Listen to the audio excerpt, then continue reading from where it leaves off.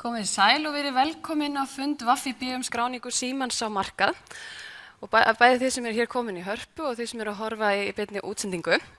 En VFIB leggur mikla áherslu á fræðslu og umræðu fjárfestingar og efnahagsmál og við höfum lagt mjög ríka áherslu á almenningu fá sem bestar upplýsingar fyrirtæki í skráningaferli og þannig nú hægt að taka betur upplýsta ákvörðun hvort þið viljum taka þátt í útboðum eða ekki. Og við erum afar þakklátt forsvarsmönnum Símans fyrir með okkur hérna í dag, það er nóg að gera líklegast í undirbúningsferli. En Orri Hauksson, forstjóri Símans, ætlar að vera hérna með erindi og eftir það verða umræður og auk Orra verður Alexander Jensen Hjálmarsson, formaður ungra fjárfesta, Katrín Olga Jóhannesdóttir, stjórnarformaður Já, Vigni Þór Sverrisson, fjárfestingarstjóri VFIB og Óskar Hauksson, fjármálastjóri Símans. Og við erum þetta hashtag VFIB fundur sem við ætlum að vonast til að koma í spurningar þar og síðan við ætlum bara að fá í spurningar og sal á eftir. En okkur er ekkert að vanbúnaði byrja, við ætlum bara að bjóða Orra á svið.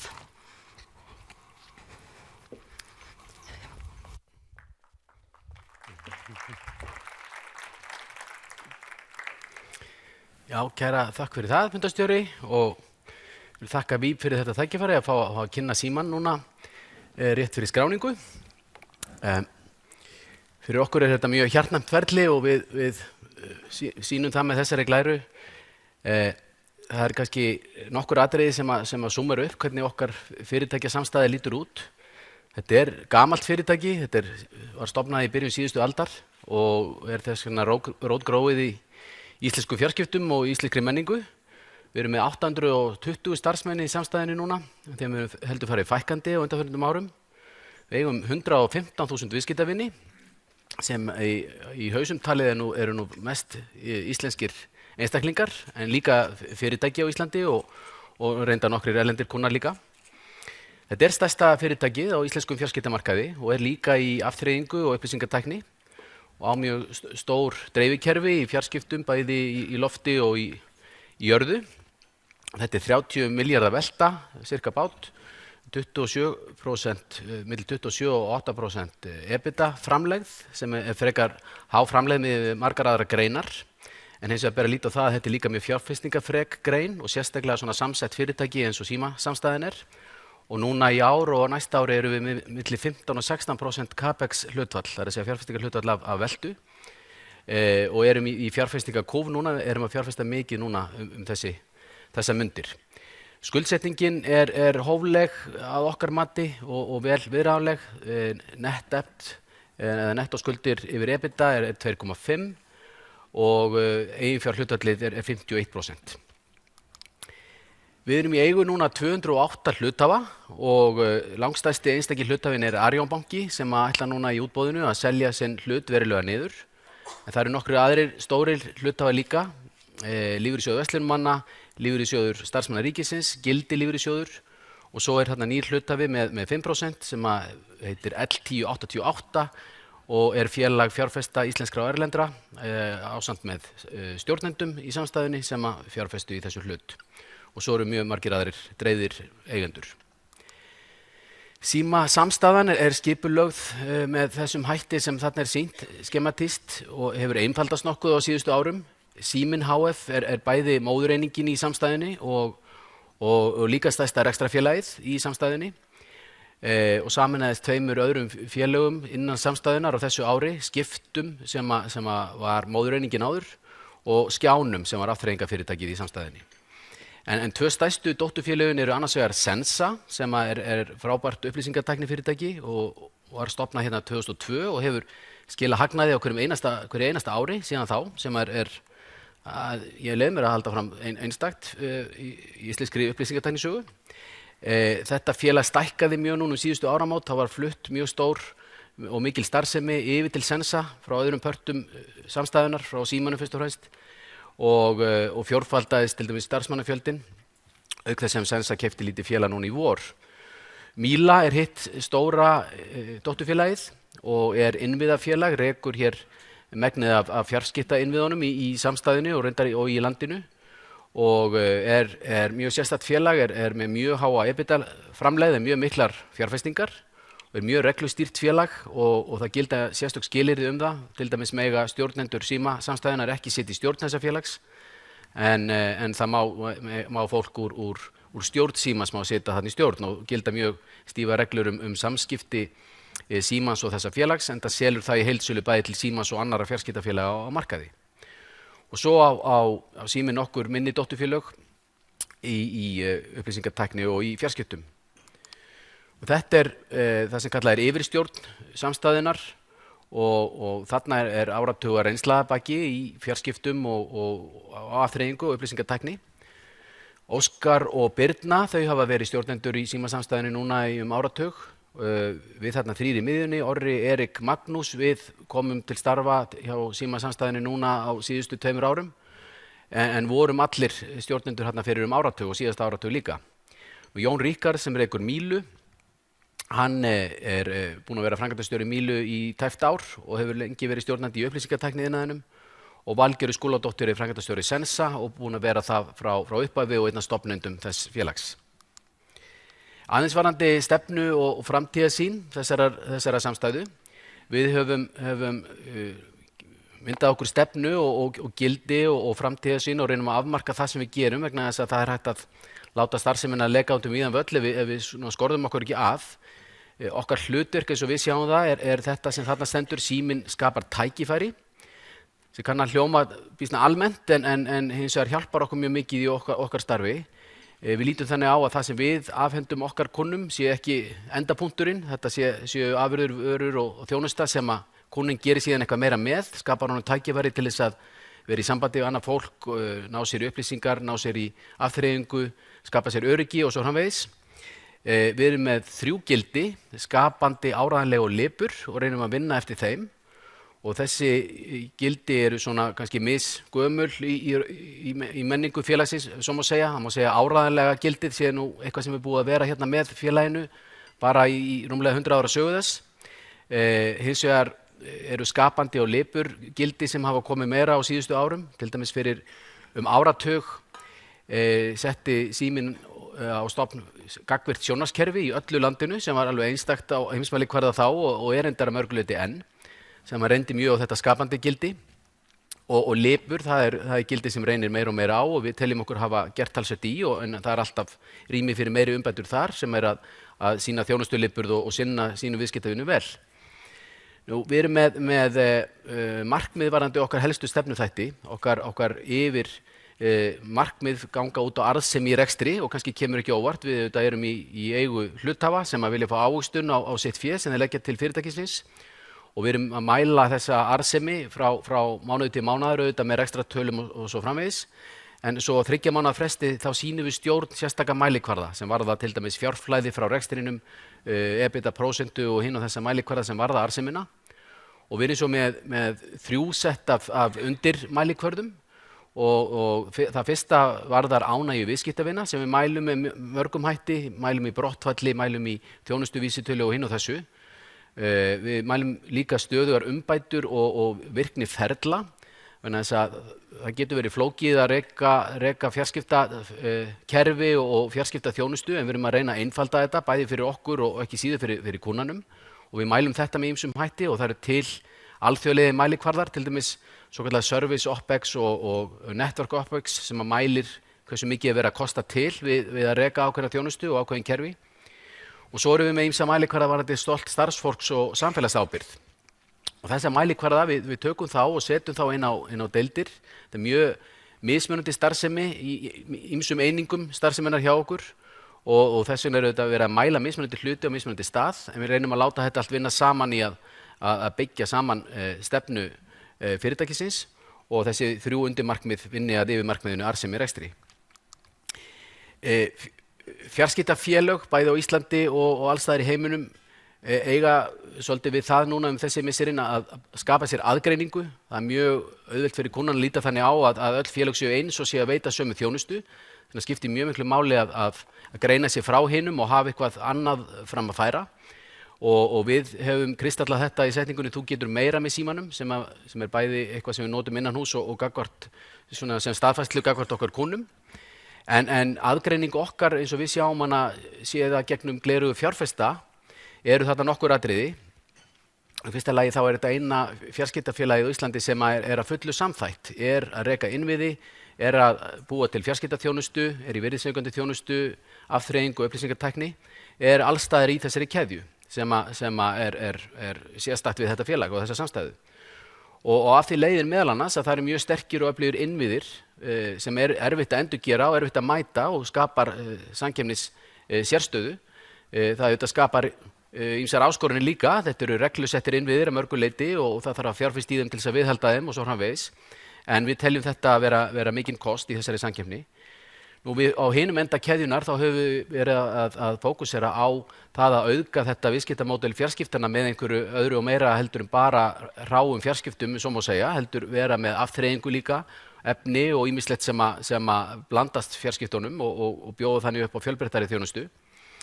Við höfum verið í nýjungum en þó þurfti að velja okkur þá staði þar sem við viljum vera í fremsta flokki, svona á heimsvísu og annars staðar verið á eftir. Til dæmis má segja að Ísland sé mjög framarlega í öllu sem varðar fastlínutækni. Það er meiri hraði í aðgangskerfum til heimila á Íslandi heldur en víðast hvar annars staðar. Og til dæmis þessi gagnvirkatækni í sjónvarpi mjög langt komin á Íslandi með önnur lönd. En Ísland hefur hins vegar valið sér að vera svona frekar á eftir þegar kemur að þráðlausri tækni. Til dæmis vorum við nokkrum árum á eftir á Íslandi að taka upp 3G farsímatækni og svo núna aftur í 4G. Þannig við auðvitað verðum að velja okkur hvar við viljum heyja okkar orrustur og fastlínutæknin hefur nýst mjög vel og það til dæmis mjög stuttar heimtaugar á Íslandi sem þýðir að það hægt að gera mjög margt með fjarskiptakerfin sem í jörðu umfram það sem gerist í öðrum löndum. Við erum í upplýsingatækni sem alls ekki sjálfsagt að fjarskiptafyrirtæki séu í.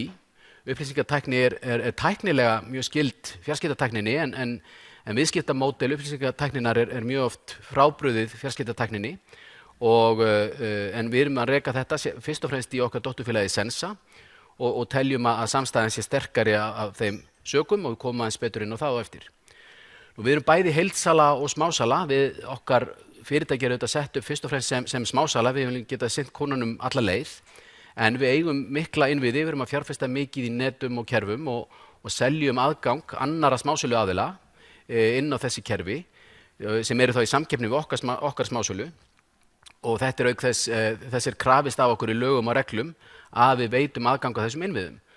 Og þetta auðvitað flækir fókusin okkar örlítið, þetta ekki eins tær og einfaldur fókus eins og væri ef það væri bara verið í heildsölu eða bara í smásölu. En við teljum þetta samt kost vegna þess að við náum betri nýtingu á okkar kerfi, við náum einingarverði niður sem nýtist á öllum og svona balanserum betur áhættuna í okkar rekstri með þessum hætti.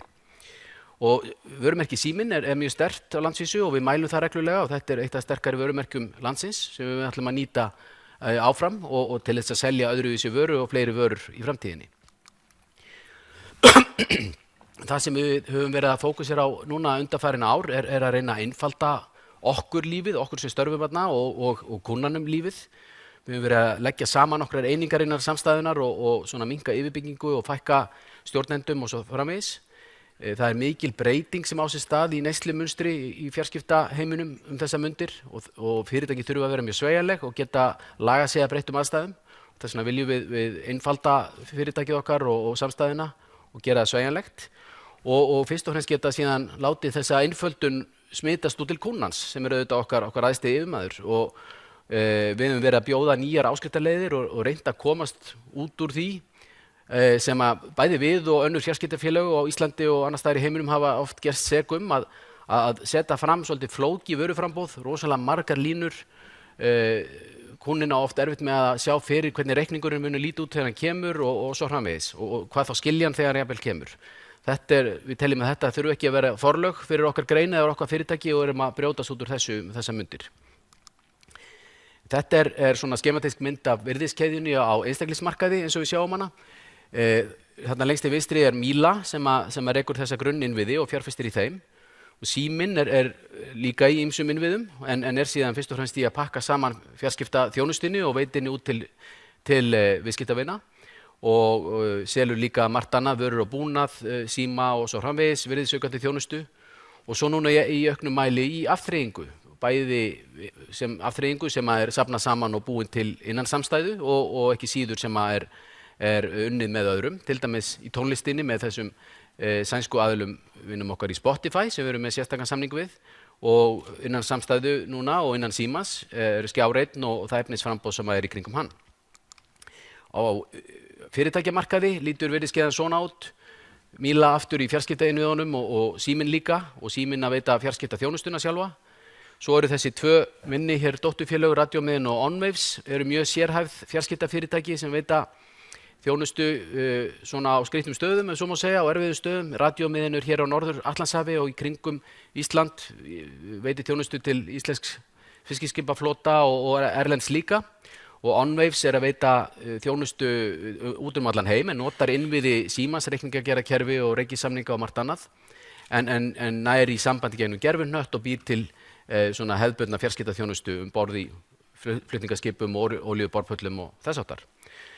Sensa síðan okkar stærsta upplýsingatæknifélag og var í ýmsum samskiptalausnum og ráðgjöf og hefur náð mjög góðum tökum á því en stækkaði núna síðustu áramót þegar þetta fyrirtæki tókst á hendur aukna ábyrgð í rekstri kerfa, hefur tekið yfir tölvudeildir ýmissa fyrirtækja og rekur fyrir þau, í hýsingu og svo framvegis sem var líka mjög náttúrulegt skref fyrir þetta fyrirtæki Sensa óháð því í hvað eignarhaldið það var vegna þess að með skýjavæðingu og ýmsir tækniþróun og þá var þetta mjög náttúrulegt næsta skref fyrir það félag. Og svo eru þetta tvö svona sérhæfðari upplýsingatæknifélög, Talenta sem eru sérfræðingar í SAP og Staki sem í sérhæfðum viðskiptaferlum sinnir til dæmis flóknum iðnfyrirtækjum eins og álverum og svo framvegis.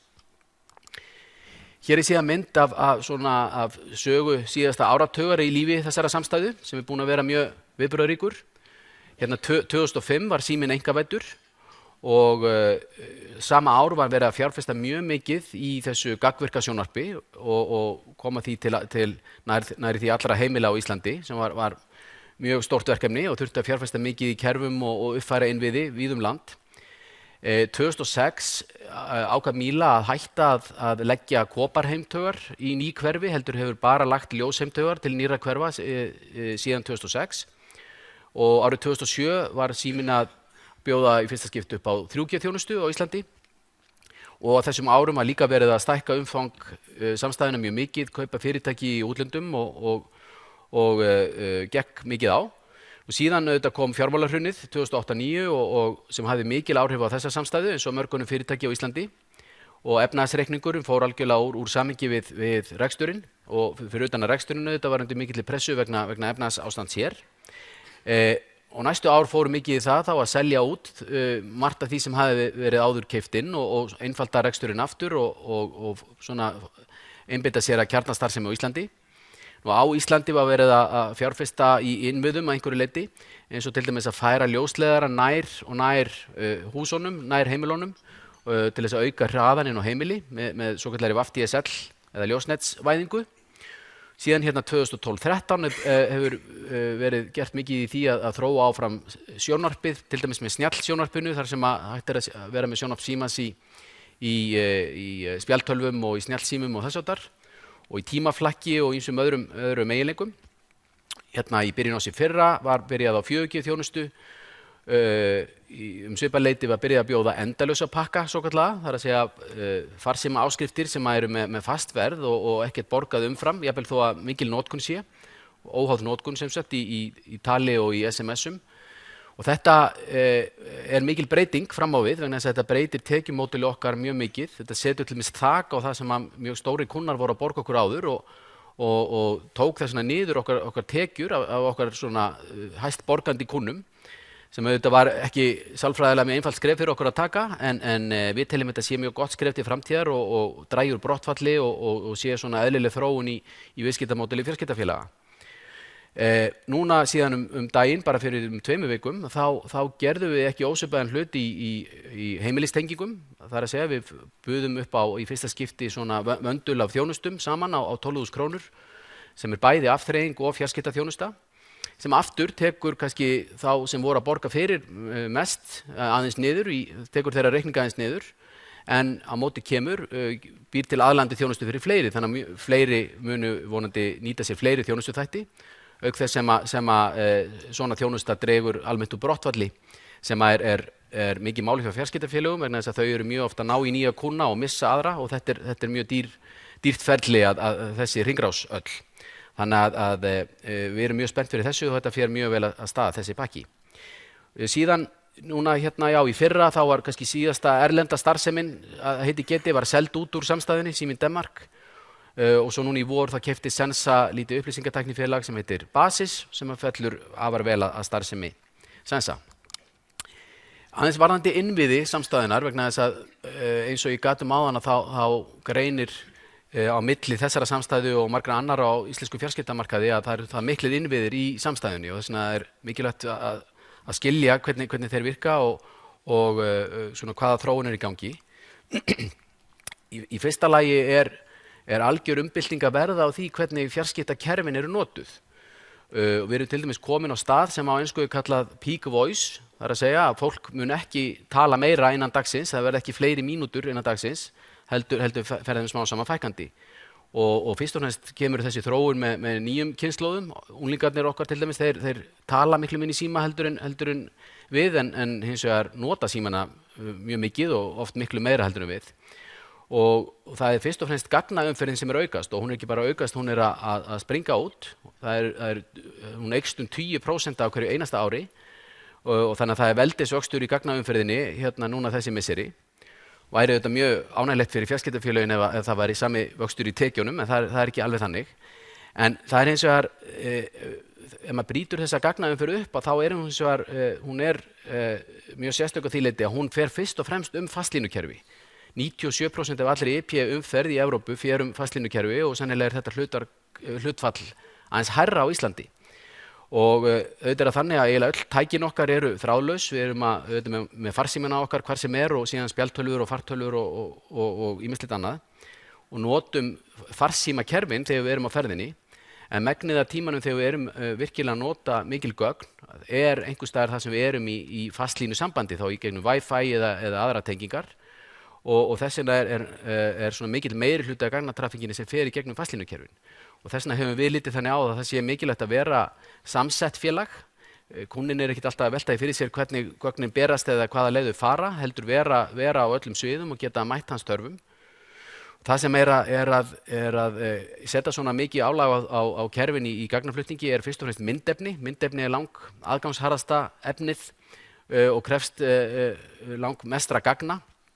Og þar verður sprengingin og þess vegna höfum við til dæmis verið með áherslu á þetta IPTV-kerfi og gagnvirka sjónvarpið vegna þess að við viljum kanalisera sem mest af myndefnisnotkuninni slík kerfi þó auðvitað mjög margt fari bara internetið beint líka. Hins vegar er annað í þessari þróun sem er mikilvægt að hafa í huga og það eru nýjir aðilar sem að koma svona svolítið á ská inn í fjarskiptaheiminn og þetta eru þessi svokölluðu over the top aðilar. Það eru aðilar sem að nýta fjarskiptakerfin og er að veita sína þjónustu þau til enda notandans en er ekki að borga fjarskiptakerfunum neitt aðgangsgjald eða í neinu sambandi við þau að neinu leyti og kallar over the top að því þeir svona liggja ofan á kerfum fjarskiptafélagana. Og þetta breytir dýnamíkinu á markaðinum að ýmsu leyti. Þetta hefur þau góðu áhrif fyrir fyrirtæki eins og okkar að fólk leggur ennþá verið áherslu á það að vera í sambandi, að vera með fjarskiptaþjónustu hvar sem það er. Þannig að þetta gerir það að verkum að til dæmis reikningarnir okkar eru borgaðir, þetta eru einn af fyrstu reikningunum sem flestir borga á svo framvegis. En þetta hins vegar hefur líka þannig effekt að þessi over the top félög sem svo eru kölluð eru auðvitað að reyna að ná sér í virðisauka sem að fjarskiptafélögin og önnur slík félög, kapalfyrirtæki og svo framvegis myndu ella vilja vera ná í. Þannig að þetta er svona svolítið tvíeggja sverð, þessi þróun. Megnið af því sem hins vegar hefur komið hingað til, sérstaklega í þessu myndefnisheimi sem er nú svona stærsta byltingin í over the top þróuninni núna, er að þetta er fyrst og fremst viðbót við það sem þá neyslu sem áður var. Það er til dæmis núna þannig að það er 20.000 heimili á Íslandi sem innan ársins nota þjónustuna Netflix á einhverjum tímapunkti. Mismikið milli mánaða og stundum dettur þetta inn og út. Og samt er Netflix-þjónustan ekki komin formlega til Íslands. Þannig að þetta er auðvitað mikil notkun á þessu, en langflest þessara heimila eru hins vegar að kaupa einhverja staðbundna sjónvarpsþjónustu líka, þannig að megninu til er þetta viðbót, frekar en að þetta taki út fyrir notkun, en þetta auðvitað tekur af þá vaxtarmöguleika þeirra sem fyrir eru. Það sem við myndum helst vilja væri að aðilar eins og Netflix kæmu formlega til Íslands í staðinn fyrir að fólk sé að ná sér í þetta með svona hjáleið. Þannig að í fyrsta lagi þá fer það frekar gegn höfundarétti eins og þetta er gert núna vegna þess að ef einhver er með til dæmis ameríska eða breska Netflix þá er það mjög oft þannig að einhver innlendur aðili er búinn að kaupa viðkomandi höfundarétt. Þannig að ef Netflix kæmi hérna þá myndu þeir svona skorða sitt vöruframboð af miðað við bara höfundarétt á Íslandi. Auk þess sem að þetta yrði þá væntanlega bara flipi á sjónvarpi Símans og yrði allt miklu einfaldara fyrir kúnnan. Þannig að þetta er þróun sem heldur áfram og verður mjög svona spennandi að sjá hvernig þetta spilast. Önnur stór þróun sem er í gangi er þetta svokallaða Internet of Things. Mesti vöxturinn í tengingum tækja inn á fjarskiptakerfin og inn á internetið verða ný tæki sem að mannshöndin er kannski ekki að handfjatla mikið eða að minnsta ekki að nýta þennan internetpart af þeim. Og þetta eru bara heimilistækin okkar og bílarnir og ýmis vöktunartæki, ýmis stýritæki í iðnfyrirtækjum og svo framvegis. Og þetta setur svolítið nýtt og öðruvísi álag á fjarskiptakerfin og hefur í för með sér ýmis viðskiptatækifæri, en þetta hins vegar setur ekki mikla pressu á gagnamagn. Þannig að þetta er yfirleitt ekki myndefni sem fer þarna sem er langfrekasta efnið. Varðandi innviði Míla er þetta stóra innviðafélag sem að rekur mikið af innviði út allt land, er í fyrsta lagi með þennan landstekkandi hring, er með 5 af 8 ljósleiðraþráðum kringum landið. Og það er mjög mikilvægt að leggja svona kerfi í hring vegna þess að ef eitthvað gerist á einu stað þá er alltaf hægt að fara bakaleiðina og þannig að það er eitt stór hringur í kringum landið og svo er verið að búa til minni hringi hér og þar þannig að hægt sé alltaf að tryggja öryggi ef eitthvað fer á einu stað. En það eru auðvitað svæði á Íslandi þar sem að það er ekki búið að loka öllum hringleiðum.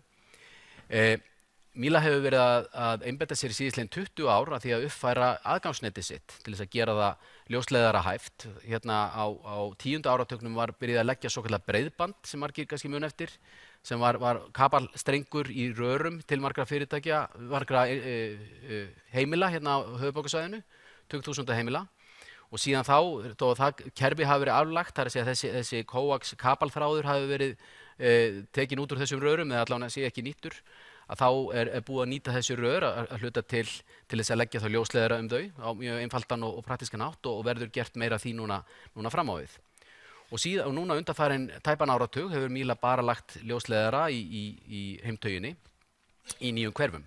Og svo á Míla auðvitað örmul af fasteignum og ýmsum skrýtnum rýmum út allt land og möstrum og svo framvegis sem það nýtir fyrir sinn eigin búnað og leigir líka aðgang að fyrir fjarskiptafyrirtæki í smásölu, til dæmis okkur og Síman þar að segja og Vodafone og svo framvegis og eru síðan auðvitað að veita þjónustu til neyðarlínunar og ýmissa annarra hér og þar landið. En varðandi aðgangsnetið, vegna þess að það er kannski svona dýrasti parturinn af fjarskiptanetti, það er að segja hvert og eitt heimili er tengt, að þá skiptir mjög miklu máli að skilja hvernig svona verið að nýta þessa innviði og hvernig þeir eru að þróast. Þegar ADSL-væðingin byrjaði hérna fyrir rúmum áratug, þá var það þannig að það var ljósleiðari inn í símstöð, það eru símstöðar í öllum hverfum, svona dreifðar Frá símstöðinni lá síðan bara gamla góða símalínan, bara koparstrengur inn á heimili, sem er lýst hérna með þessari brotalínu hérna. Og eftir því sem að þessi heimtök, þessi kopalína er styttri, þeim mun meiri hraða er hægt að veita þessa heimtök. Og reyndar margt annað í tækniþróuninni sem hefur áhrif á það, en lengdin er klárlega einn þáttur. Og þess vegna var farið í það að reyna að stytta hana, það er að segja að komum við ljósleiðarann hérna út í brunn, svokallaðan, út í götuskáp og alltaf nær og nær heimilinu, þannig að heimtökurnar væru sem stystar. Við reyndar búum að því á Íslandi að heimtökur eru almennt mjög stuttar, þannig að hraðinn, það er mjög auðvelt að ná miklum hraða. Og núna á þessu ári þá náði Míla að byrja að veita 100 megabita á sekundu, eða alltaf því, til stórs meirihluta heimila á Íslandi, sem er mjög mikill hraði í alþjóðlegu samhengi. Til dæmis var BT, British Telecom, að tilkynna núna í síðustu viku að þeir ætluðu með því sem þeir kalla Fiber Network, sem er megnunum til ljósleiðarakerfi en er meira og minna allstaðar með einhver kopaþráð á endanum, að þeir ætla að færa það upp í hraða þannig að það væri hægt að tryggja 5-7 megabita hraða allstaðar, sem okkur hér á Íslandi þykir ekki hátt, og að megnið að heimilum yrði með superfast connection, eins og þau kölluðu það, 24 megabita, sem er mun minna en hérna, þannig að við búum mjög vel að því á Íslandi að vera með mikinn hraða og hafa uppfært þessi kerfi hratt. Næsta skref í uppfærslu þessa kerfis hjá Mílu er að nýta alla þessi innviði í rörum til þess að fara með ljósleiðara heim til 30.000 heimila fyrir lok næsta árs. Þannig að það er bara mjög náttúrulegt næsta skref í þessari þróun. Koparinn hins vegar deyr ekki, það er mikil hagsmunir af því í heiminum að nýta hann vegna þess að þetta liggur svo mikið í jörðu út allan heim. Þannig að það er mikil tækniþróun og mikil hagsmunir af því að nýta þetta og það er til dæmis komin tækni sem að getur farið með koparinn upp í 10 gigabita á sekundu. En á stærstum hluta svæða í þéttbýli sérstaklega og hérna á Reykjavíkursvæðinu kannski umfram allt og nokkrum þéttbýli stöðum annars staðar. Þar er praktískasta næsta skref fyrir Mílu að fara með ljósleiðarann alveg út. Þannig að svona gerist þetta svona yfir langan tíma og það er ekkert eins og eitt taki við að öðru á einum degi heldur þetta þróun yfir langan tíma og aðalmálið er að kúnninn á ekki að þurfa að velta fyrir sér hver efnisfræðin er í einhverjum streng eða hvar ljósleiðarinn er stattur út í götuskáp eða í kjallaranum heldur að hann sé bara með nægan hraða og upplifi enga flöskuhálsa í sínu kerfi. Farsímakerfið, við rekum líka stórt og mikið eða stór og mikil farsímakerfi. Við erum ennþá að reka 2G-kerfi, bara gamla góða GSM-kerfið sem var sett á laggirnar fyrir 20 árum. Það er búið að leggja af fyrstu kynslóðar kerfið NMT sem að margir mun eftir. En það er líka verið að reka 3G-kerfi og svo núna 4G síðan fyrir tæpum 2 árum. Og 4G-kerfið er komið til 86,5% landsmanna þar sem þeir búa, sem er mjög mikilvægt að átta sig á að þessar útbreiðslu tölur miða við þar sem fólk býr og býr fólk á mjög afmörkuðum parti landsins. En við höldum áfram hins vegar að fjárfesta í 3G þó að 4G sé komið, vegna þess að til dæmis 4G er bara gagnasamband, maður talar ekki símtölu gennum 4G, þannig að þó maður sé með farsíma sem er 4G vættur og sé 4G sambandi, þá notar maður það fyrir gagnasambandið en svo þegar maður hringir þá er maður að nota 3G eða jafnvel 2G-kerfið á viðkomandi stað. Þannig að þetta er líka þróun þar sem það er ekki slökkt á einu þegar næsta byrjar, heldur þetta áfram yfir langan tíma. Við værum reyndar til í að slökkva á 2G-kerfinu eftir nokkur ár en það er ekki komið að því strax. Varðandi stöðu á markaði þá er hún almennt frekar sterk en mismunandi eftir hvaða markaði er að ræða í fjarskiptum. Síminn og samstæðan með reikningsviðskipti við mjög marga með 115.000 kúnna og þessi reikningsviðskipti eru mjög mikilvæg og eru kannski lykilatriðið í því sem í okkar eignum þó það sé nú hvergi skrifaðar beinum hætti inn í efnahagsreikninginn. En þess að það sem að félög eins og við vorum að selja okkar viðskiptavinum fyrir 5 árum er talsveit öðruvísi en við erum að selja í dag og verður mjög öðruvísi eftir 5 ár. En hins vegar reikningsviðskiptin þau halda sér og kúnninn borgar farsímareikningi sinn og internetreikningi sinn og þessa fjarskiptareikninga mjög hratt og vel. Þannig að þetta er mjög sterkt samband og við ætlum að nýta þetta í auknum mæli fram á við. Við erum í hausumtalið mest með einstaklinga en meiri hluti teknanna kemur frá fyrirtækjum. Þessar breytingar sem ég nefndi áðan, þarna, að fara í endalaust pakka og sveigjanlega pakka, þetta hefur mikil áhrif á tekjusamsetningun okkar. Þetta tekur niður þessa stærstu símreikninga en hins vegar breytir svolítið sambandinu okkar við okkar kúnna og gerir það betra til lengri tíma á okkar mati. Og hérna eru dæmi nokkur svona stærstu kúnnan okkar. Það er kannski tvennt sem ég vildi vekja athygli á þessari glæru og það er það að þeir kúnnar á Íslandi sem gera yfirmáta miklar kröfur til öryggis og til uppitíma og til áreiðanleika og svo framvegis og þá ég við kúnna eins og lögregluna og landhelgisgæslu 112, reikningsstofu bankana sjálfa, Decode Genetics. Þetta eru allt kúnnar sem eru í viðskiptasambandi við þessa samstæðu og eru mjög kröfuharðir og við erum mjög ánægð með að hafa þá og þeir gefa okkur ekki tóm eftir ef þeim finnst ekki nógu vel að verki staðið. Þannig að við erum mjög glöð með að hafa þessa góðu og kröfuharðu kúnna. Annað sem er einkenni á þessum fjarskiptamarkaði almennt, bæði á Íslandi og annars staðar, er að það er mjög mikil viðskipti á milli keppinauta. Við sjáum það meðal stærstu kúnnana okkar, þeirra sem við sendum stærstu reikningana, eru til dæmis Nova, Vodafone 365 og þetta helgast að ýmsu. Fyrsta lagi þá eru net þessara fyrirtækja samtengt, þannig að við erum að borga þeim mikið í hverju mánuði og þau okkur en þau eru hins vegar að borga kannski þessari samstæðu meira vegna þess að þau eru líka að leigja aðgang að kerfum sem þessi samstæði með í heildsölu og síðan til dæmis eins og 365 að kaupa mjög mikla þjónustu á okkur í heildsölu, að kaupa aðgang á farsímakerfi sem þeir selja til sinna kúnna og sjónvarpsdreifikerfi. Þannig að samkeppni og samvinna blandast svolítið mikið saman á fjarskiptamarkaði. Og kannski aðeins nánar það, þarna efst uppi eru þessir 6 stærstu keppinautar okkar, þessara samstæðu á Íslandi. Og það kannski helst gagnaði þetta Reykjavíkur sem í kannski minnstu samstarfi við okkar samstæðu. Þetta samkeppnisaðili Mílu. Kaupir hins vegar eitthvað af Mílu. Vodafone og Nova, já, kaupir er í samkeppni við Síman á smásölumarkaði. En kaupir mikið af samstæðunni. 365 líka í samkeppni við Síman, bæði í fjarskiptum og efnisframboði á smásölumarkaði, en kaupir mikið af Símanum. Advani og Nýherji eru í samkeppni við Sensa, en þetta eru miklir samstarfsaðilar okkar líka, við kaupum mikla þjónustu af þeim.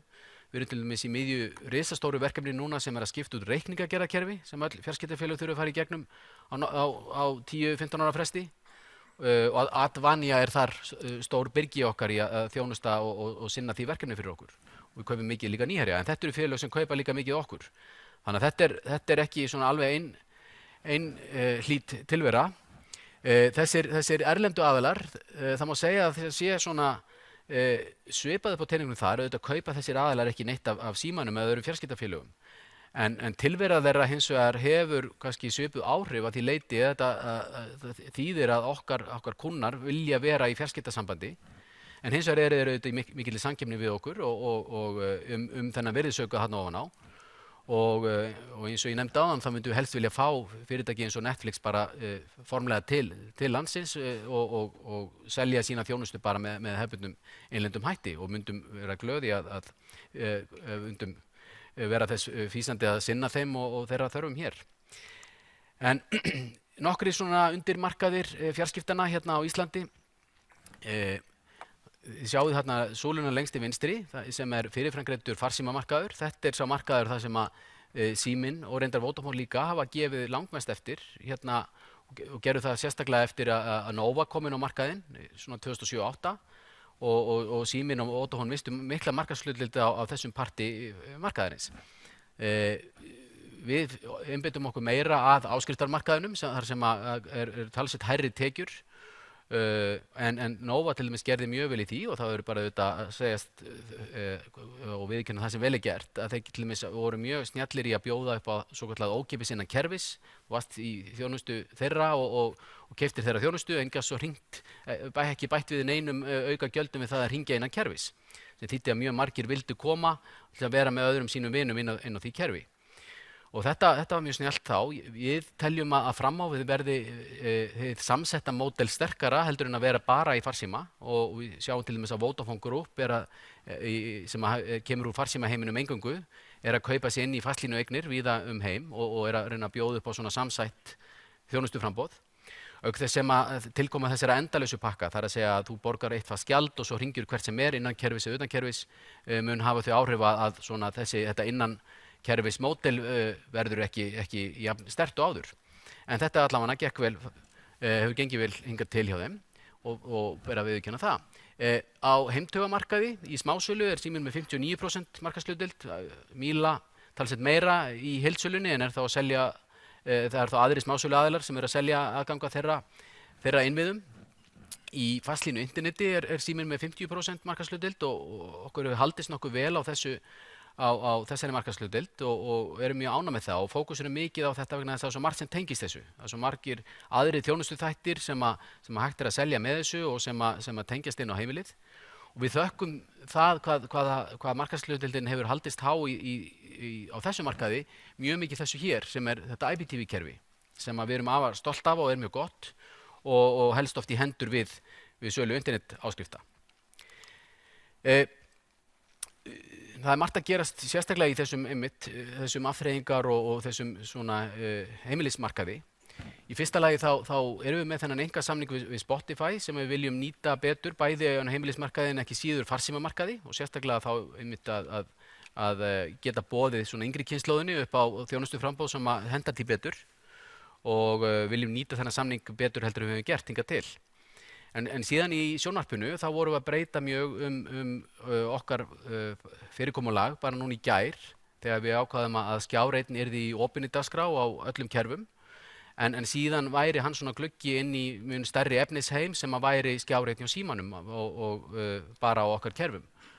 Og þetta fyrirkomulag að vera með einhverja ókeypis-vöru þar sem mikið af auglýsingum til dæmis og lítið möguleika til þess að hafa áhrif á hvað þú horfir á eða hlustar á, en vera svo með aðra borgandi vöru sem miklu meira efni og miklu meiri möguleikar. Þetta hefur ekki verið gert að viðvitum í sjónvarpi áður í heiminum, en hins vegar viðskiptamódel sem nýtt mjög mikið af öðrum afþreyingargreinum, eins og til dæmis í tónlistarheiminum. Spotify til dæmis með sína afurð Spotify, ókeypis fyrir alla, en þá þarftu að hlusta auglýsingar og þú hefur takmarkaða möguleika á að velja þér þín lög og svo framvegis. En svo getur þú keyptir Spotify Premium og þá losnar við allar þessar hömlur og ert komin inn í miklu stærri heim. Og tölvuleikjaheimurinn hefur líka notað svipað, þar að segja að þú getur fengið ókeypis aðgang að vissum parti einhversu leiks, en svo þú vilt halda áfram þá þarftu að byrja að borga. Og við viljum nýta þetta módel sem við gengið mjög vel í þessum parti afþreyingamarkaðar núna á sjónvarpsmarkaði og vera með þessa frístöð á öllum kerfum sem við þurfum hvað sem að gera samkvæmt fjölmiðlalögum og samkvæmt sátt við Samkeppniseftirlitið, að innlendar línulega stöðvar þurfa að vera á öllum kerfum, en vera síðan með miklu stærri heim og þessi línulega stöð sé svona innlit inn í þennan stærri heim sem á baki er. En við erum þetta fyrst og fremst í mínútum talið fyrst og fremst að einbeita okkur að erlendu efni og hefum gert stóra samninga við erlend stúdíó hérna til nokkur ára fram í tíman, en erum líka að gera okkar eigið innlenda efni, þannig að það þarf ofta að hafa einhver svona flaggskip, einhverja stóra efnistætti sem að draga að. Og núna í kvöld byrjar þessi þáttur The Voice Ísland. The Voice format sem er vinsælasti fjölskylduþáttur í heiminum í dag og við hlökkum mjög til að gera íslensku útgáfuna og byrja að sýna það í kvöld. Og síðan eigum við líka réttin að EM á næsta ári, 2016, sem verður stærsti sjónvarpsviðburður ársins á næsta ári, sérstaklega eftir að Ísland komst áfram í lokakeppnina. Þannig að við hlökkum til að sýna það líka. En þetta pakkinn sem við vorum að bjóða daginn og hefur gengið afar vel að selja hann og við vorum með ákveðin söluplön og þau náðust á 2 vikum, þau plönin sem við vorum með fyrir fyrstu 6 vikurnar. Við ætluðum að ná ákveðnum kunnafjölda fyrir lok október en það náðist á síðustu 2 vikum september. Þannig að við erum mjög glöð með viðtökurnar. Þetta auðvitað þjónustuframbáð á einstaklingsmarkaði og heimilismarkaði en nýtist samt að hluta til líka á fyrirtækjamarkaði. Þannig að mörg fyrirtæki að bjóða sínum starfsmönnum upp á að niðurgreiða þeirra tengingar og heim til þeirra og að því marki sem að starfsmenninni geta valið að þá mjög sterkt á fyrirtækjamarkaði að geta verið með sterka vöru á einstaklingsmarkaði. Og þetta hefur líka jákvæð áhrif á brottfall.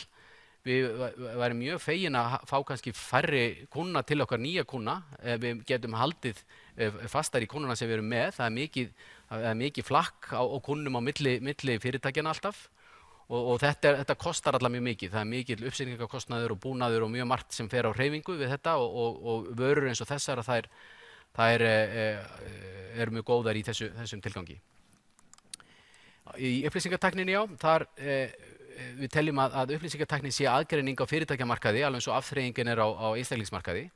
Við höfum hins vegar ekki nýtt þetta til fullnustu að okkar mati og við erum núna í þeim fasa að bara skerpa á rekstri upplýsingatækninar sem var ekki nógu góður inn í símanum sjálfum, það verður bara að segjast eins og en það var þar að blandast saman tveir heimar að blandast saman, 2 viðskiptamódel sem voru ólík, annars vegar fjarskipti og hins vegar upplýsingatækni, en þetta miklu skýrara og skarpara núna í höndum Sensa og gengur betur.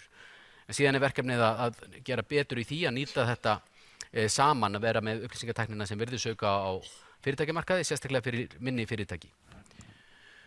Nú, og nokkra fjárhagsupplýsingar. Kannski í fyrsta lagi þarf að fara nokkur ára aftur í tíman bara til þess að sýna að það hefur orðið mikil breyting á þessari samstæðu. Þetta var mjög skuldsett samstæða fram til miðs árs 2013 og það sést mjög skýrt í fjárhagsliðunum. Það hefur verið að borga marga milljarða í vexti, auk þess sem að árinu 2013 voru ýmsar uppákomur sem það voru málaferli gömul frá hruninu sem voru leidd til lykta. Þannig að það þurfti að gjaldfæra ýmislegt það kom líka frá skattinum kom svo niðurstaða að þeir teldu að öfugi samrunin svokallaði sem hafði verið farið í árið 2005 þegar Síminn var seldur, að hann hefði að sköttunin á honum væri allt öðruvísi en þessi samstæða hefði haldið og þá þurfti að afsala sér skattalegu tapi mjög miklu og þetta svipaði eins og hinn svokallaði Toyota-dómur sem margir þekkja. Þannig að það var margt sem að gerðist hérna á árunum 2012 og kannski lauk árið 2013 sem að hafði mjög neikvæð áhrif á efnahag félagsins, en hins vegar var síðan efnahagnum breytt mjög mikið árið 2013 þegar 35 milljörðum af skuldum var breytt í hlutafé og efnahagurinn varð allt annar. Síðan þá hefur það má segja að 2014 sé svona fyrsta heila árið þar sem að efnahagsreikningurinn er nokkuð réttur, svo má segja, hann hefur gott svona forspárgildi framtíðina og hérna inn á árið 2015 líka.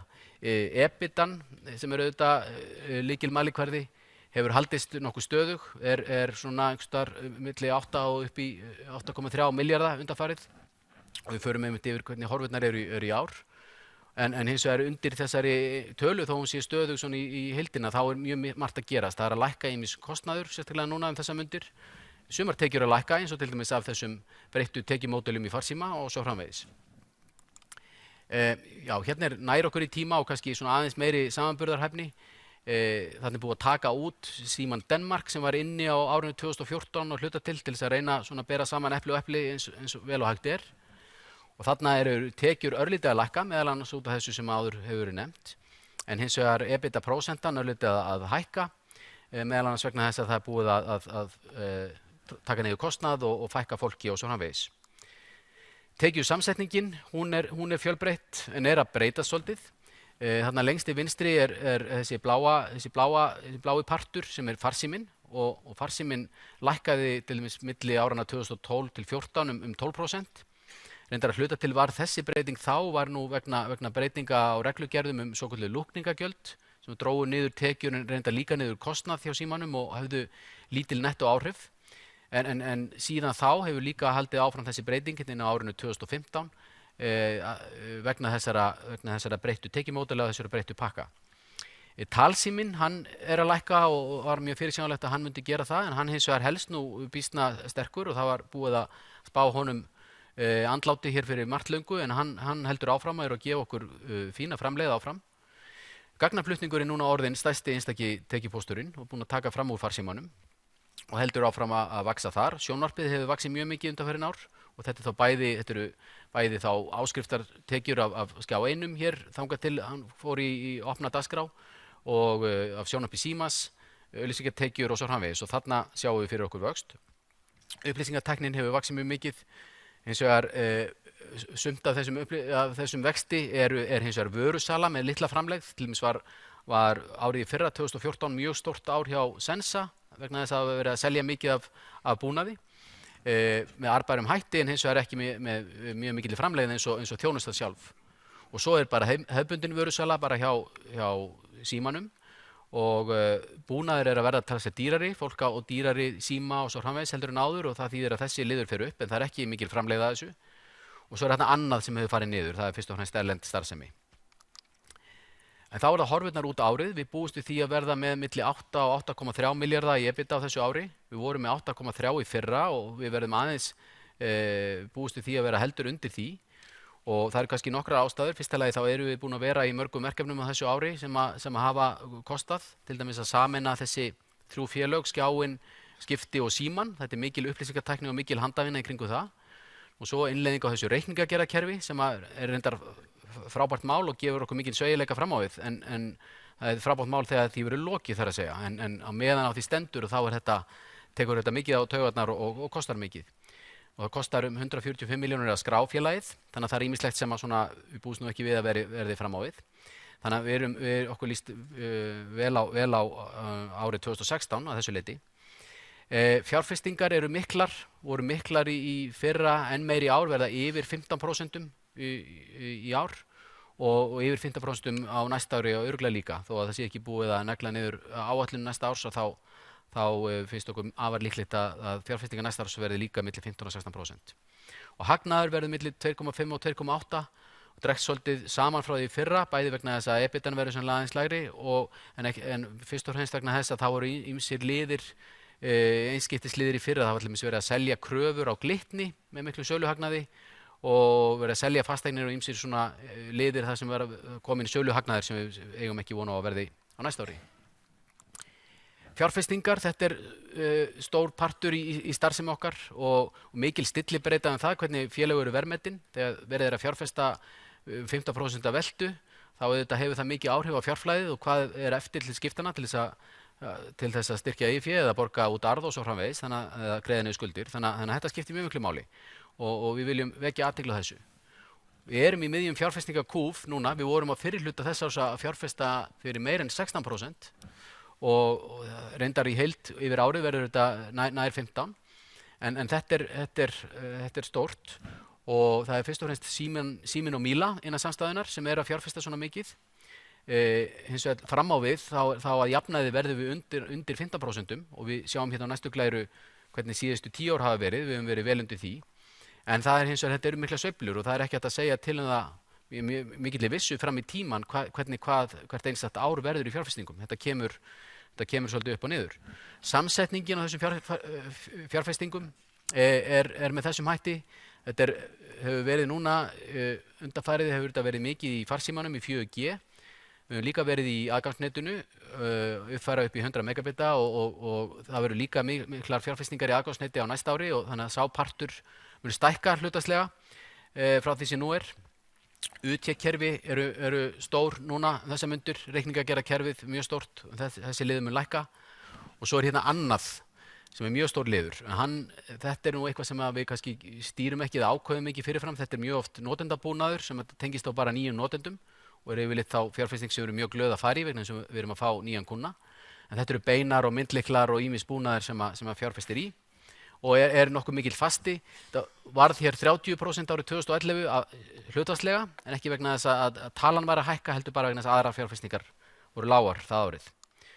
Og hér mynd af fjárfestingunum síðastliðinn áratug og hvernig þær hafa sveiflast og þið sjáu til dæmis árið 2005 þá var fjárfestingarhlutfallið næstum 22% sem geysishátt og þá var verið að fjárfesta í þessu gagnvirka sjónvarpskerfi og uppfæra innviði út allt land til þess að geta nýtt þetta kerfi. Síðan dettur fjárfestingarhlutfallið niður meir en helming hérna árið 2006. Síðan kemur hér kúfur 2007-08 þegar farið í 3G fjárfestingu og síðan dregst þetta talsvert niður, bæði vegna þess að það búið að fara í þessar stóru fjárfestingar, IPTV og 3G og eins vegna þess að efnahagur samstæðina var mjög skuldsettur þarna á árunum eftir fjármálahrunið. Þannig að það var svo sem minna að hafa en þetta var svo sem ekkert skorið neitt inn að beini og svo erum við í öðrum kúf núna bæði vegna þess að við höfum efna á því en líka vegna þess að það var ýmislegt sem við þurftum að fara í eins og 4G sem við klárum núna á næsta ári og aðgangsnetið og þetta reikningagerðarkerfi og margt annað. Þannig að svona kemur þetta í bylgjum. Það mjög athyglisvert að bera þetta saman við þessu evrópsku samanburðarfélög sem þið sjáið hérna á þessari ljósu línu. Sú lína auðvitað sveiflast miklu minna vegna þess að þetta meðaltal margra félaga þannig að það jafnast út sveiflurnar hjá einstökum félögum. En þið sjáið að sú lína fyrir ofan okkar línu, þarna meira meina allan áratuginn. Það hugsanlega aðeins villandi vegna þess að okkar samstæða með heldur meiri upplýsingatækni innan okkar samstæðu heldur mörg þessi samanburðarfélög sem þýðir að það bara meiri tekjur sem verið að deila með þegar verið að finna út þetta hlutfall. Þannig að ef það væri ekki, þá væri við nú þarna á svipum staði eða jafnvel svolítið fyrir ofan. Þannig að það ekki þannig að öllur þessi munur hérna síðastliðinn áratug sé einhvers konar tækniskuld sem við skuldum. En þetta sveiflast, þið sjáið að evrópsk félög eru líka fjárfesta mikið núna þessar mundir og fór meðalans upp í 18% hérna 2014 sem alveg sérlega mikið, sérstaklega í meðaltalstölu. En svona fer þetta upp og niður, þetta meðaltal síðastliðinn áratugar innan við 13% en við segjum að jafnaði erum við innan við 15% og við getum hins vegar ekki neglt niður einstöku ár en við getum sagt að á þessu ári og næsta erum við milli 15 og 16. Áhættuþættir, það náttúrulega vita það allir sem fjárfesta í hlutabréfum að þetta áhættufjárfesting og ekki á vísanarófa þarna. Auðvitað eru margir áhættuþættir sem eru mjög svipaðir á milli fjárfestinga í mismunandi félögum, efnahagsástand og svo framvegis en svo margt sem mjög sértækt og sérstakt við þennan geira okkar og og þetta fyrirtæki okkar sérstaklega. Og ég ætla bara að fara í gegnum hér nokkur atriði. Fyrsta lagi þá þessi grein að fara í gegnum mikla breytingar akkurat núna, örar tæknibreytingar. Auðvitað eru margir aðrir geirar að fara í gegnum tæknibreytingar en það eru kannski hafa sérlega mikil áhrif á okkar grein. Þannig að ef við misstígum okkur einhvern veginn, ef við fjárfestum of lítið eða fjárfestum rangt eða gerum einhver mistök, þá auðvitað getum við mista lestinni í þessu breytingum. Þannig að það er áhættu þáttur. Nú auðvitað hefur efnahagsástandið á Íslandi mjög mikil áhrif á okkar samstæðu og við sáum bara til dæmis eftir fjármálakreppuna hérna 2008 þá hafði það mikil áhrif á Símann og þessa samstæðu. Við teljum reyndar að við séum í betra ásökumulagi núna en þá var samstæða mjög skuldsett. Áramótin 2007-08 var 6 sinnum EBITDA skuldsetning nettó, á meðan núna erum við með þetta hlutfall 2,5 og við erum skuldsett í íslenskri mynt en ekki erlendum myntum, þannig að áhættufaktorinn í efnahagsreikningnum er allavega mun minni. En það hins vegar fjárhagslega áhætta, við erum með skuldir þó þær séu vel viðráðanlegar og til dæmis erum við með 8 milljarða skuldabréfaflokk sem er verðtryggður. Þannig að ef verðbólgan fer af stað þá hefur það áhrif á það hvað við erum að borga í vexti.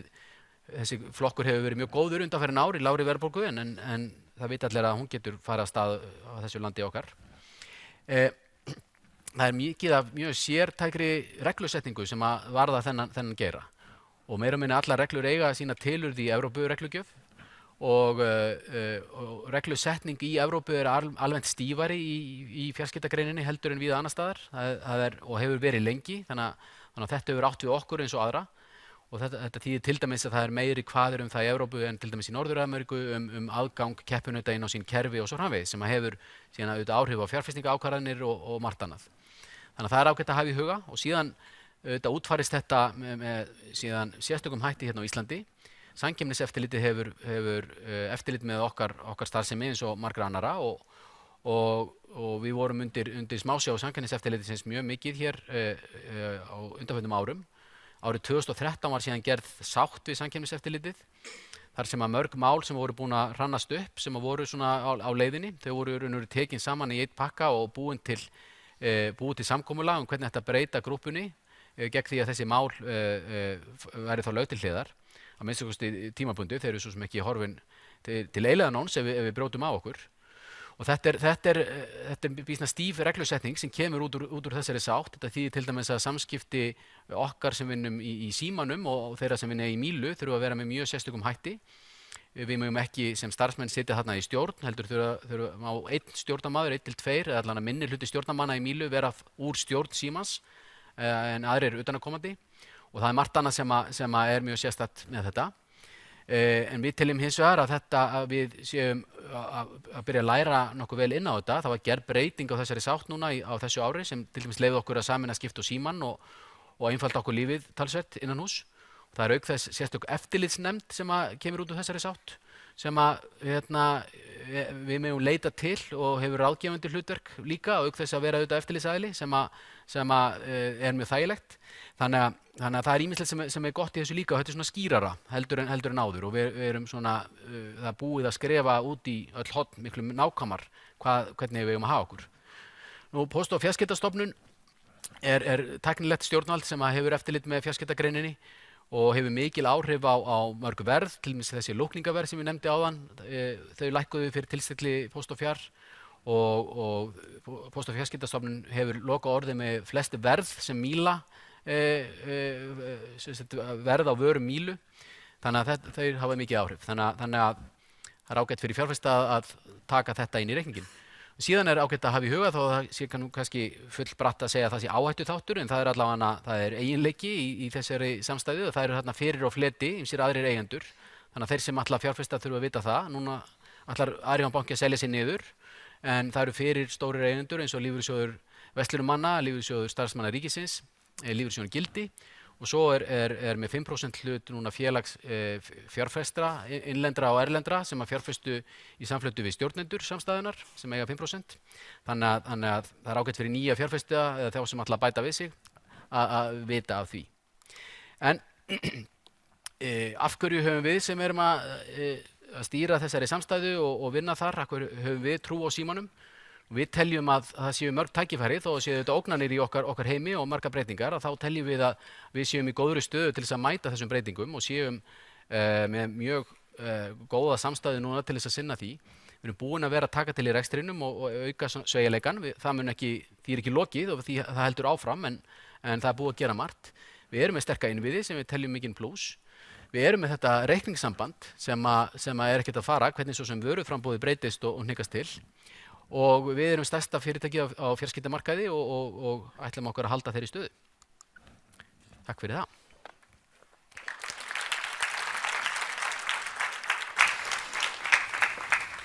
Já, stendur bara beint.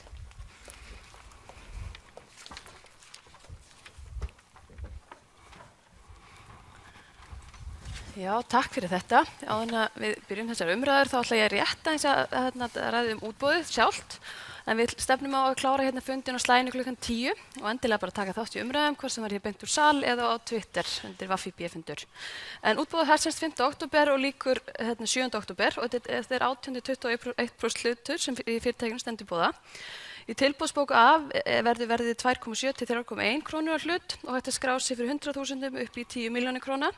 Og í tilboðsbók B er fyrir áskriftir umfram 10 milljónir og þar verður lágmarksgengi 2,7 krónur á hlut.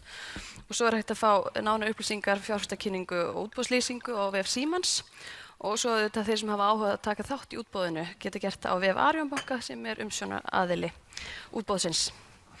En þá ætlum við byrjum á þessu. Vignir, kannski við byrjum á þér. Svona bara hvernig slærir þetta þig og hvernig líst þér á þetta allt? Já, ég held að við hérna hjá VAFFIB erum bara mjög ánægð að fá skráninguna á markað. Við erum búin að bíða svolítið eftir þessu og markaðurinn raun líka og þannig að það er bara gott fyrir heilbrigðan hlutabréfamarkað. Síminn sjálfur, okkur finnst það spennandi fyrirtæki, kannski fyrirtæki sem við horfum kannski meira á sem virðisfyrirtæki. Þetta er eins og Orri fór yfir að tekjurnar eru svona staðna og þeir eru að breyta svona tekjumódelinu sínu og náttúrulega stöðugur rekstur með mikla tekjur.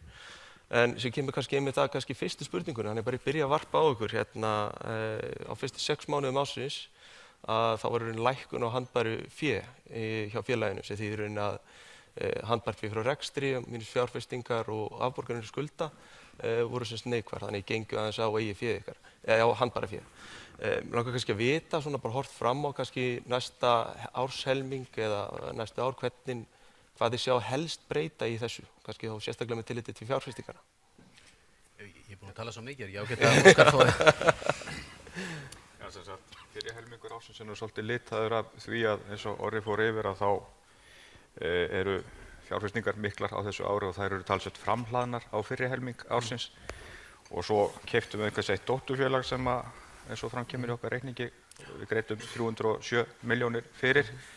Þannig að maður myndi setja fjárfestingarnar í svona eðlilegra samhengi og taka þetta félag út, þá er ágætis vöxtur á handbæru fé í félaginu. Og fram á veginn hann alltaf mun skuldsetting okkar lækka. Og við eigum talsvert að lausu fé sem við munum jafnvel nýta til þess að lækka skuldir eitthvað. Getur búið til alltaf 300 milljónir ef við notum hérna eftir hvernig við greiðum inn á þessar skuldir í handbært fé og svo náttúrulega bara bætt afkoma sem að mun væntanlega svona gera þessa sjóðsmyndun mjög áhugaverða. En Katrín Olga, við fyrir til þín, hvernig þið leist á þessa svona kynningu og kannski þetta breyta svona tekjumódel varðandi svona sjónvarpsrekstur og fjarskipti? Já, þetta er flott kynning hjá þér Orri, mjög vel gert og náttúrulega spennandi að vera búin að fá Síman á markað og það er svona nokkra spurningar sem að mér langar bæði kannski aðeins að beina til Vignis og líka til Orra og Óskars. Fyrst kannski að Vignir, að því ég veit að Orri og Óskar með ekki svara þessu.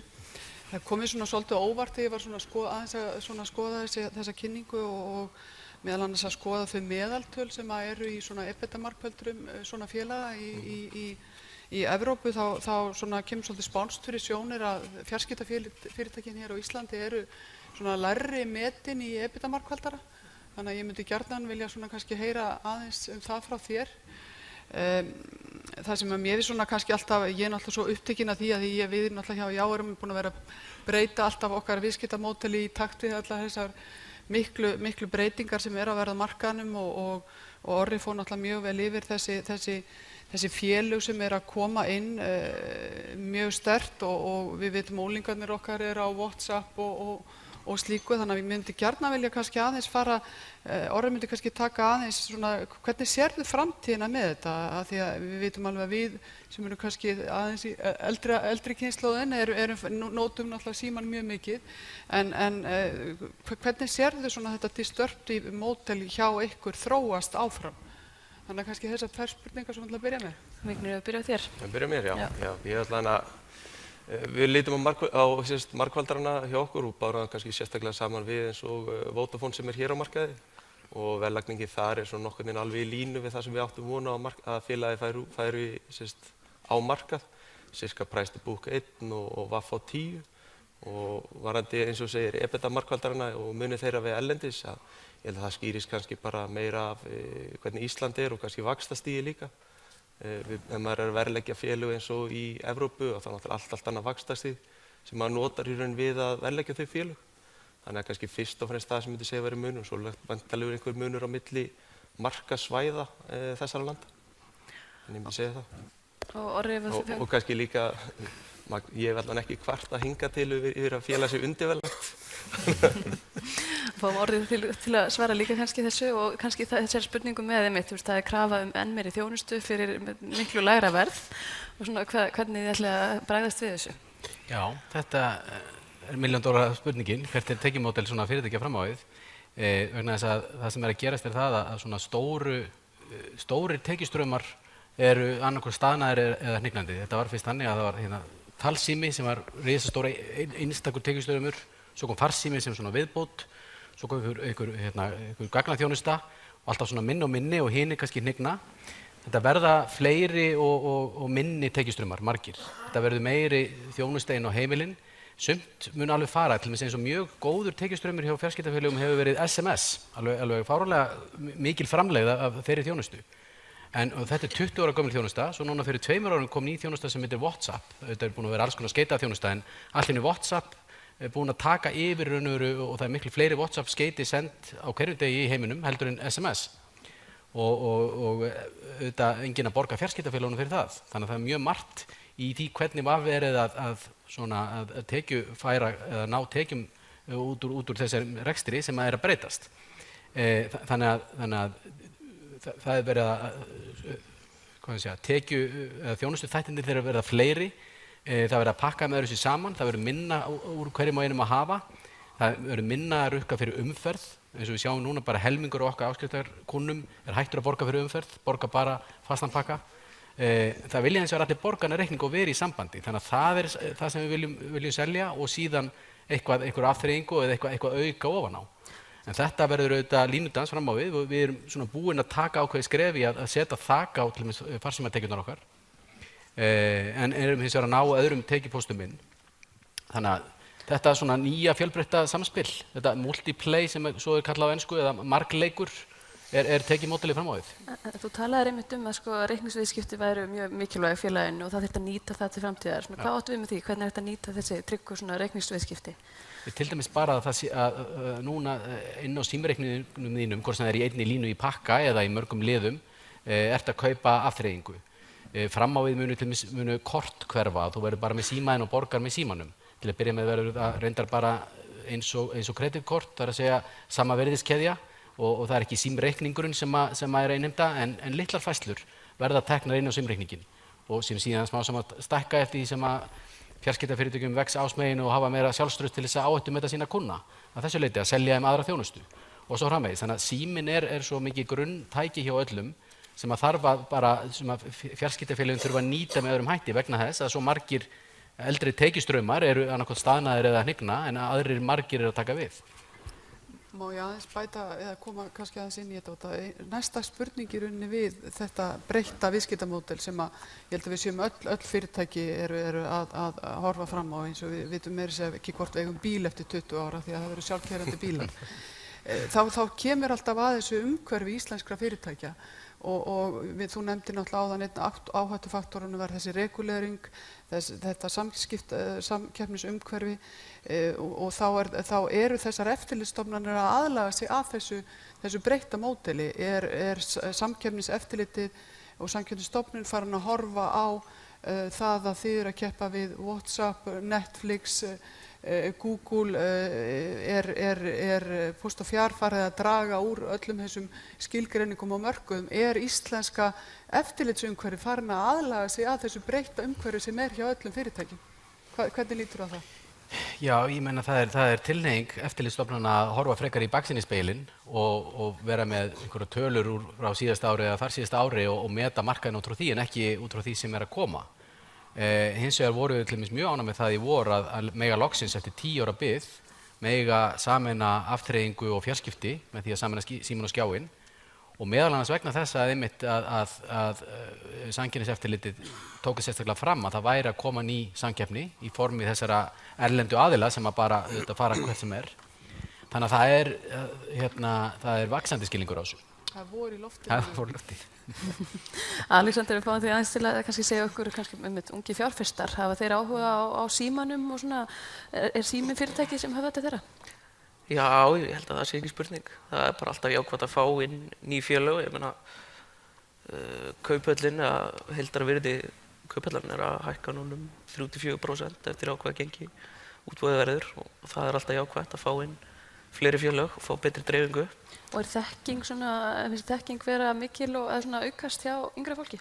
Já, hún er að gera það og það er mjög skemmtilegt. Við vorum með fundi núna fyrir stuttu sem kom 600 manns á 2 fundi sem var bara hvernig fólk getur byrjað að fjárfesta og mér bara finnst það sýna að það er mikill áhugi á þessu og fólk er tilbúið að sækja sér þekkingu.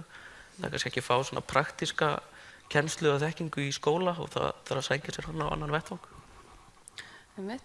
Kannski maður bæta við þetta, við ákvaðum núna fyrir skömmu að setja af stað valréttarkerfi fyrir alla starfsmenn í símasamstæðinu, reyndar einmitt út af reglusetningu, þá megum við nú ekki hafa starfsmenn mílu með því, en allir aðri starfsmenn mega vera með, og þetta eru mjög afmarkaðar upphæðir og ekkert 2007, en hins vegar hefur mjög jákvæð áhrif að fólk svona taki þátt með einhverjum hætti, setji litlu tá út í, og taki vonandi ekki of mikla áhættu og fjárfesti ekki fyrir meira en það hefur efni á að tapa en sé samt sem áður með og byrji svona að finna fyrir þessum straumum og svona mynda sér sína stefnu það hvernig það ætlar að taka þátt í þessu. Og já, mér finnst það mjög jákvætt, skulle vera þessu leyfa almennum starfsmönnum að koma inn og ég vonu þetta bara til þess að ég er búin að kynna fyrir starfsfólki sem þið gerir vandarlega hvaða áhrif þetta hefur, skattalega áhrif og allt svoleiðis. En það er eitt sem þetta var náttúrulega tvennt sem var svolítið í fréttum í aðdragandanum. Það var annars vegar þetta og síðan þessi sala á 5% hlut í félaginu sem útboðsaðili seldi og ég hef nú bara að taka fram að mér fannst það hálffurðulegt að vera að selja 5% hlut í félaginu á hátt í 20% afslætti með að við efri mörk útboðsgengis svona rétt fyrir, það er ekki ykkar hlutverk beint, þetta er kannski meira að skota bankan en ég vil bara nýta tækifærið og biðja Höskuldum að hringja í mig næst þegar hann tekur upp okkar og svona. Það getur fundið númerið á já.is. Kannski bara örstuðið þetta. Kannski þegar þessi viðskipti fóru fram, þá lá nú ekkert alveg fyrir hvert gengið yrði í útboðinu.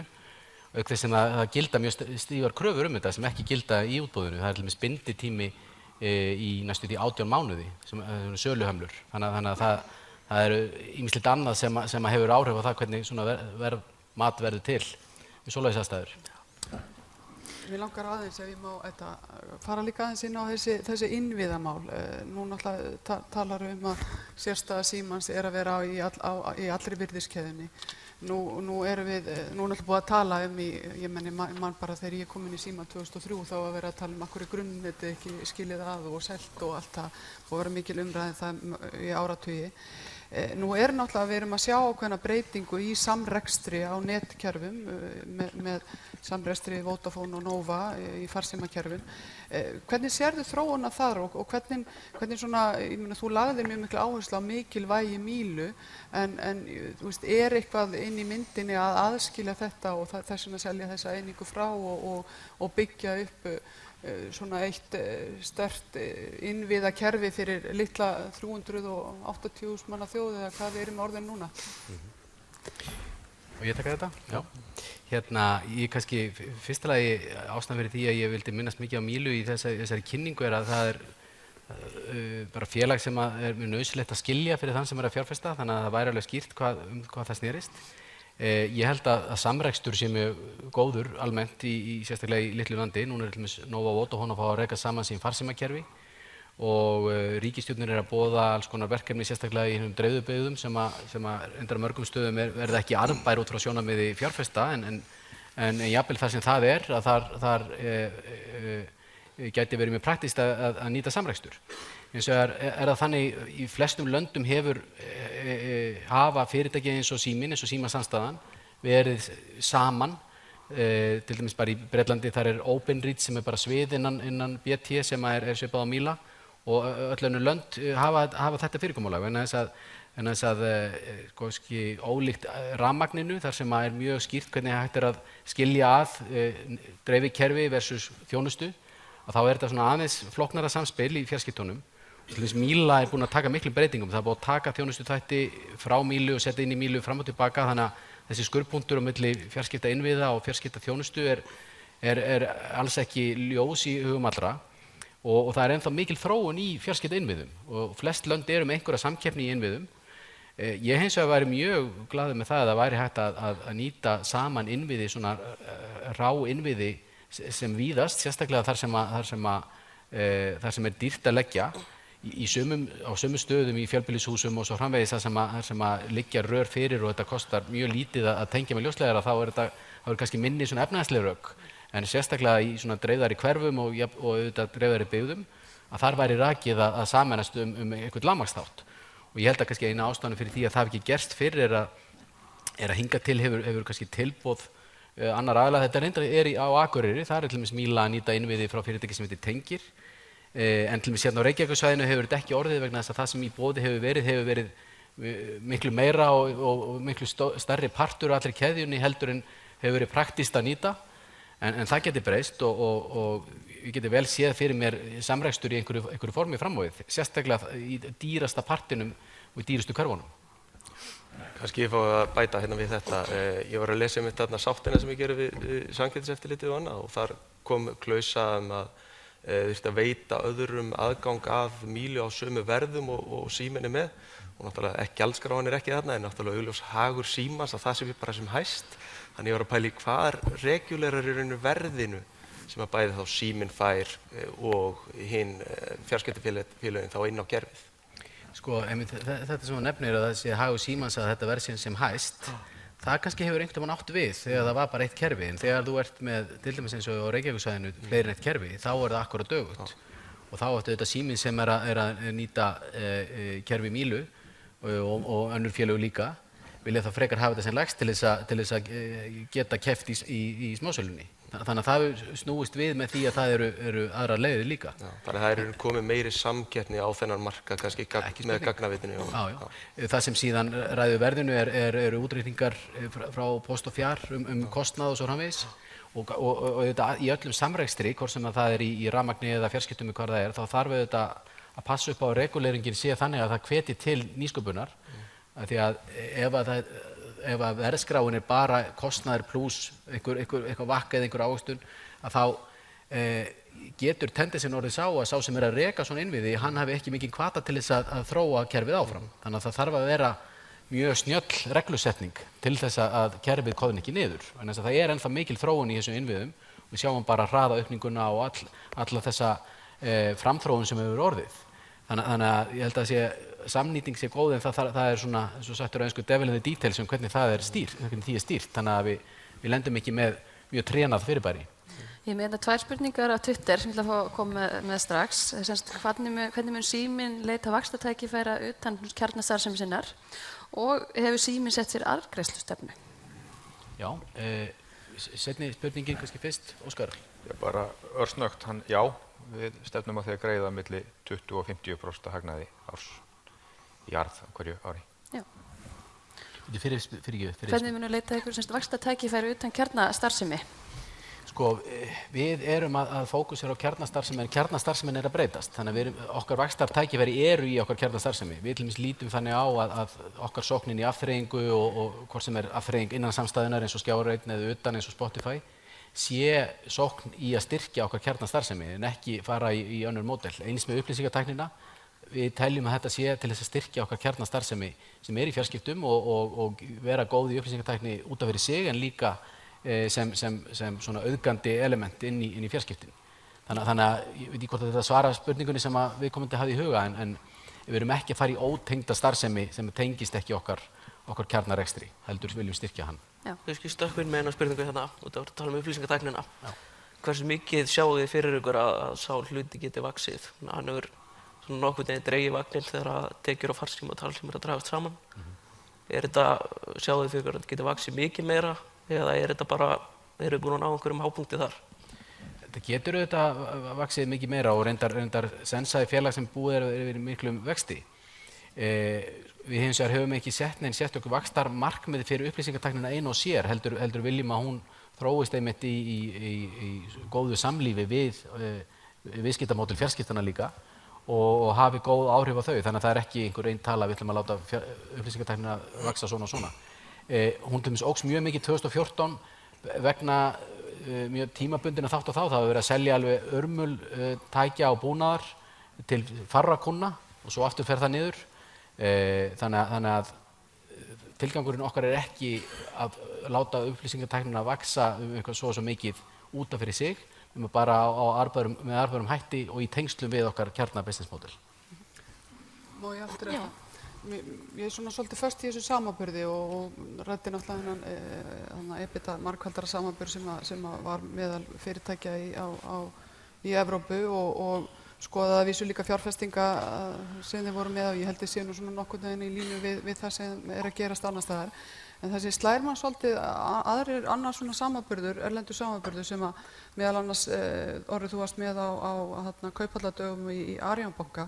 Það er EBITDA prósenta íslenskra fjarskiptafyrirtækja miðað við annarra fjarskiptafyrirtækja. Við sjáum til dæmis TTC í Danmörku 42% EBITDA framleið, Telenor 35, Telenor 37, þetta allt náttúrulega fyrirtæki sem eru svona samskonar fyrirtæki eins og Síminn, meðan við sjáum svona lægri EBITDA margfaldara eða EBITDA prósentu hér á Íslandi hjá báðum fjarskiptafyrirtækjanum.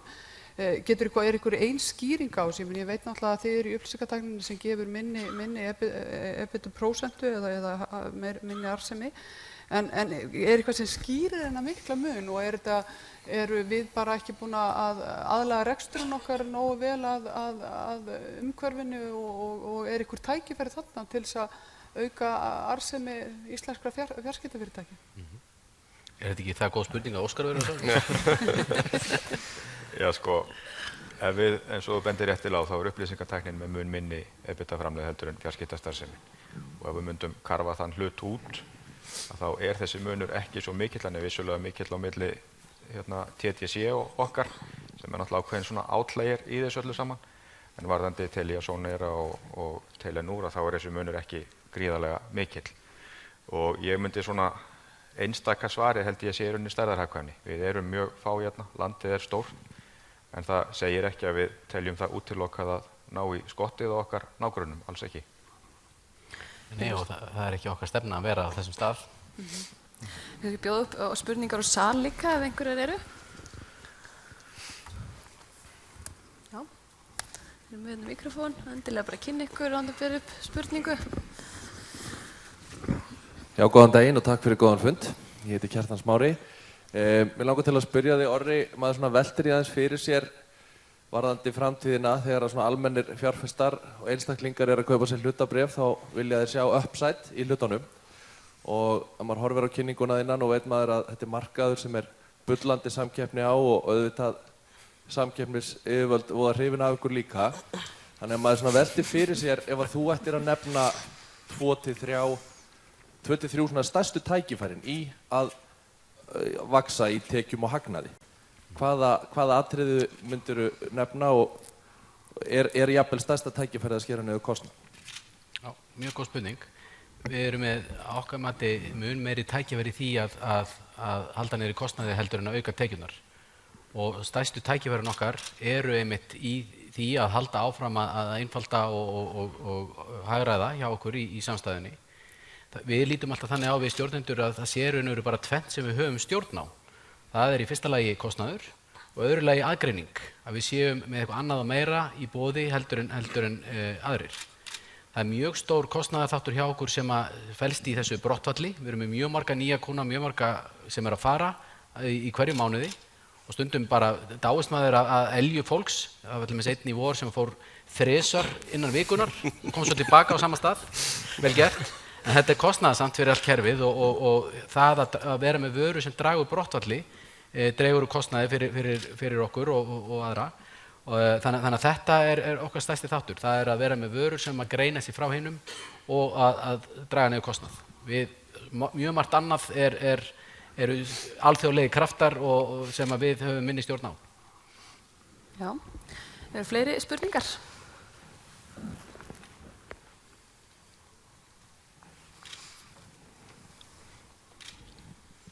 Já, takk fyrir. Björn heiti ég. Ég vildi fá að spyrja aðeins meira, það búið að tala mjög mikið samkeppnina og við nefndu þessa erlendu samkeppni. Það má segja að þið eru með mjög sterka stöðu gagnvart þessum erlendu aðilum, þið eru engri samkeppni með erlendu aðila varðandi netið hérna heima og dreifinguna á þessum miðlum, en þið eru samt að blanda ykkur í samkeppni með erlendu miðlana varðandi dreifingu, varðandi efnið sjálft og slíkt.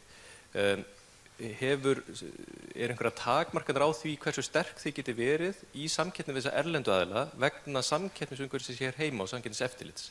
Og verið að takmarka ykkur í því að vaxa eins og þið viljið á einhverjum stöðum vegna samkeppniseftirlits?